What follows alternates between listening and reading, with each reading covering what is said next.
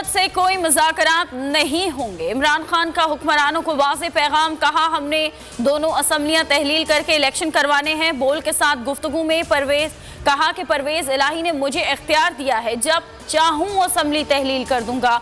मार्च के आखिर तक इलेक्शन के लिए तैयार हैं तो असम्बलियां तोड़ने से रुक जाते हैं। हम मार्च से आगे नहीं जाएंगे। बजट के बाद इलेक्शन का सवाल ही पैदा नहीं होता। जनरल बाजवा से मेरे 3.5 साल गुजरे हैं। पहली दफा मैंने रियलाइज किया कि ये कितनी बड़ी मेरी कमजोरी है, क्योंकि मैं इसको ट्रस्ट कर लेता था। जो जनरल बाजवा कहता था मैं कहा हाँ, हम दोनों मुल्क के लिए हैं, एस्टेब्लिशमेंट है, फौज है, हमारे इंटरेस्ट एक ही है कि मुल्क को बचाना है। मुझे ये पता ही नहीं था कि किस तरह मेरे से धोखे दिए गए, झूठ बोले गए। यानी हम आखिरी दिनों में भी, जब हमें पता था कि ये साजिश चल रही है, मुझे IB की रिपोर्ट आ रही थी कि गेम चल रही है, जब हमें पता चल गया कि पूरी गेम हुई है, नवाज शरीफ से इनकी बातचीत चल रही है, इन्होंने प्लान बना लिया है, ख़ास तौर पे जब फैज़ को जब हटाया तो उसके बाद इनकी गेम तो चल पड़ी थी, तो मुझे तो पता था। इमरान खान ने कई राजों से पर्दा उठा दिया। बोल न्यूज के प्रोग्राम इमरान खान बोल के साथ में तहलका खेज इंकशाफात, कहा जनरल बाजवा जो कहते थे भरोसा कर लेता था, पता ही नहीं चला किस तरह मुझे धोखा दिया गया। मुझे बाद में पूरी गेम का पता चल गया कि नवाज शरीफ से उनकी बात चल रही है। जनरल फैज़ को हटाने के बाद उनकी गेम चल पड़ी थी। हैरान था, मुझे कह रहे थे कुछ नहीं है और इधर और सिग्नल दे रहे थे। अकेला नहीं था जिसको लाल बत्ती के पीछे लगाया गया।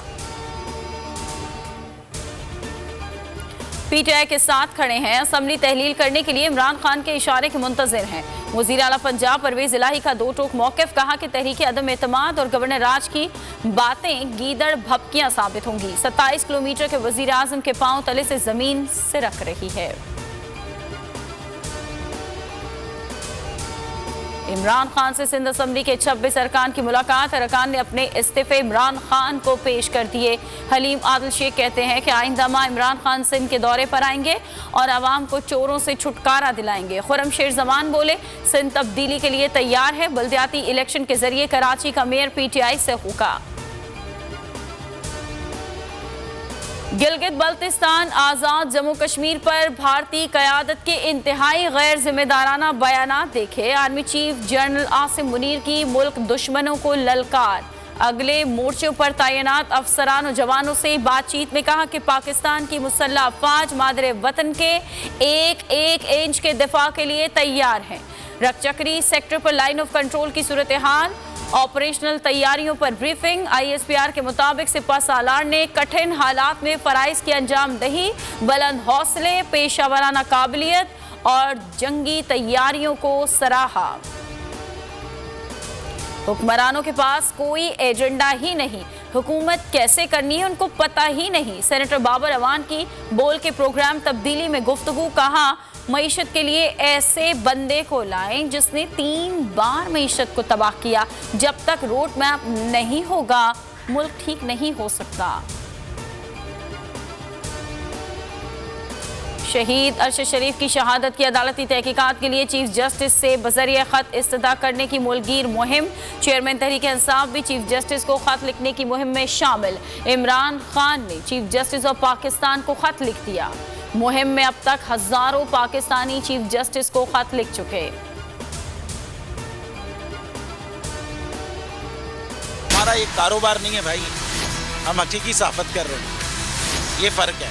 हमारा ये कारोबार है, हम अपना कारोबारी नुकसान में नहीं करूँगा। अभी फॉरगेट अबाउट जर्नलिज्म। हमारा ये कारोबार नहीं है भाई, हमारा ये कारोबार है, हम अपना कारोबारी नुकसान में नहीं करूँगा। हम हकीकी सहाफत कर रहे हैं। अभी forget about journalism, forget about journalism. हम हकीकी सहाफत कर रहे हैं, ये फर्क है। कारोबार नहीं, हकीकी सहाफत, यही है बोल का मकसद। हर चैलेंज, हर मुश्किल के सामने बोल खड़ा रहा, बोल डटा रहा। बोल न्यूज हकीकी सहाफत का अलंबरदार। बोल ने हमेशा हकीकी सहाफत का प्रचार किया, आवाम को हक और सच दिखाया। साइफर से हकीकी आज़ादी मार्च तक बोल कभी झुका नहीं, बोल कभी बिका नहीं। बोल आवाम की दुआओं का तलबगार।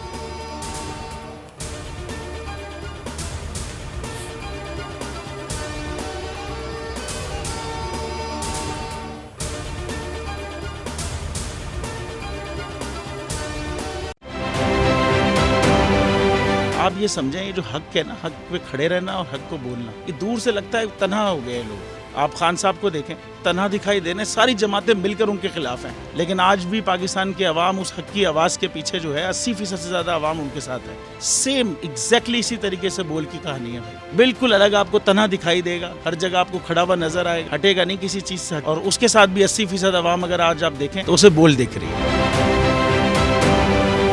जाली केस है ना, ये हम पे उस वक्त बनाए गए थे जब हुकूमत यही थी, इन्हीं लोगों की हुकूमत थी ना। और ये जाली केस, इनको मैं नहीं कह रहा इस केस को जाली केस, इनको पाकिस्तान में क्या पूरी दुनिया में एक ऐसा शिकायत कुंदा नहीं मिला, एक ऐसा कंप्लेनेंट नहीं मिला जिसने ये कहा हो कि हमारे साथ फ्रॉड हुआ है। तो ये खुद ही बन गए कंप्लेनेंट और ये खुद ही इन्होंने खुद ही इन्वेस्टिगेशन की, उसकी खुद ही तफ्तीश भी की, यानी कि कंप्लेनेंट भी है, इन्वेस्टिगेशन ऑफिसर भी है। और इन द एंड इन्होंने फिर उसके बावजूद ये कोर्ट में जमा कराया कि जी ये केस जाली केस था और इसमें किसी किस्म जो कुछ एग्जैक्ट कर रहा था सब लीगल। ये मेरी बात नहीं है, ये इनके इन्वेस्टिगेशन ऑफिसर की बात। सबसे ज्यादा व्यूज और सबसे ज्यादा रेटिंग के साथ बोल आज भी रहा नंबर 1 पर। सब्सक्राइब करें और बेल दबाएं ताकि कोई खबर रह न जाए।